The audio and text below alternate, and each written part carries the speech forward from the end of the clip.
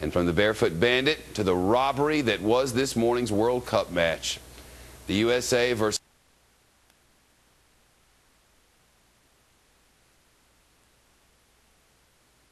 a small plane. That makes 5. And from the Barefoot Bandit to the robbery that was this morning's World Cup match, the USA versus Slovenia, and a call one ESPN announcer called disgraceful. The action started for the Americans in the second half. The squad down 2-0 and fired up. Landon Danover fired the first one over the goalie and then into the top of the net.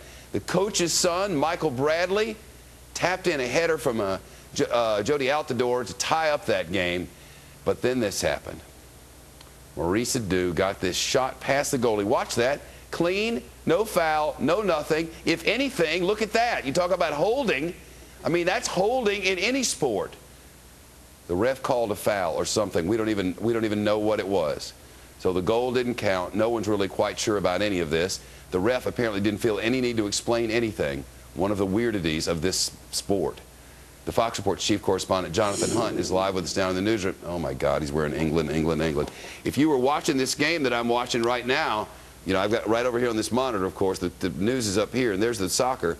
Your team's looking like dog. They're looking awful, They Shep, look awful yeah, today. If they played like that, we'd have beat the England right out of those 3 Lions. We've seen all 4 teams from the group today, and I have to say, on this basis, Slovenia and the USA are the 2 best teams in the group. But go back to that goal for a minute, that disallowed goal that the USA scored. Absolutely one of the worst decisions you've ever seen in a World Cup by any referee. He will not be refereeing in the knockout stages, I'll tell you that. Now, take a look at a still we've got here as well. You can see Michael Bradley being held very clearly. Look, he's got completely both arms, held, and it went on for 3 or 4 seconds. If there was any foul there at all, it was against the US team. So the least the referee should have done was give them a penalty kick. By the way, worth pointing out too, Shep, that Maurice Adu was able to score that rather brilliant goal because of some very special coaching he'd had before the team left in Princeton. Remember who went out there to look after them? Look at this. This was me and Maurice Adu in a penalty shootout.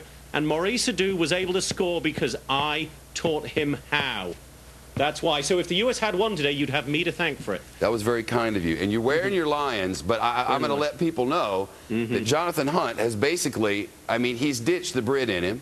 He's a full American. He doesn't even say nice things about his motherland. No. You don't. But I like the sports teams. When it comes to football time, you're all about the Lions. Football and rugby, yeah, that's where I was born. I have to be loyal. And although clearly the US is a better team right now, so I may have to switch. Yes, the US are. England is now entering the 69th minute without a score, and they've looked silly. I know. It's sad. But we have a star. That means we've won the World Cup. What was that, 1962? I'm told I have to stop talking. We do. Bye. We'll be right back. Speaking of gutted, did you catch that USA-Slovenia World Cup match this morning? Good grief. You want to talk about your all-time worst blown calls. Here's how it went down with a killer comeback. The U.S. were down 2-0 at the half. No sound. We're not allowed to use sound, which is kind of nice. Anyway, the assassin, Landon Donovan, fired one past Slovenia's goalie there, nearly took the poor guy's head off. Suddenly, there's a game. And just a little bit later, the coach's son, Michael Bradley, here we go. Goal! Knotted at 2. And then came the great train robbery. A free kick into the scrum. Look here. Maurice Adu broke through and right into the net.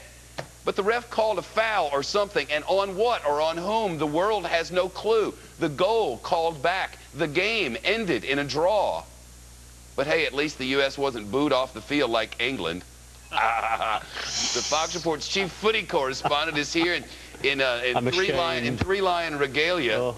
We were robbed. You were robbed. We were just awful. We were just awful, but you were robbed. That is one of the worst calls I've ever seen in soccer anywhere. Should not happen at the World Cup. That official, I can tell you, will never referee another game in the knockout stages. He simply cannot be allowed to. Take a look as well at one of the stills. Here's the goal. Nothing Maurice Adu did was wrong. Nothing any U.S. player did was wrong there. And take a look at the still, if we can take that. You'll see Michael Bradley being held, both arms there, by a Slovenian player. If there was any foul, it was against the Slovenians. They should have had a penalty kick called against them, so the U.S. would have scored either way. It was just awful, Shep. Should never have happened. And you know, the truth is, now that we've added USA regalia, because we can't have these Brits outdoing us, You taught Maurice Adu how to do that. Maurice Adu would not have scored that goal without my coaching. Remember when they were in Princeton, just before they went over to South Africa? I went out with Maurice Adu, showed him some of the skills I learned as the former captain of the Western-super-Mare under-18s. Mainly what I taught him, though, if you'll remember from last week's piece, was how not to score. He took that lesson very well and learned how to score. Oh, I thought there was sound. We're 30 from the tees. We can still make it to the knockout stages. Yeah, it's actually very simple for the US to get to the knockout stages. All they need to do now is beat Algeria, the worst team in the group. They'll get 5 points if they beat Algeria. That means they will go through whatever anybody else does.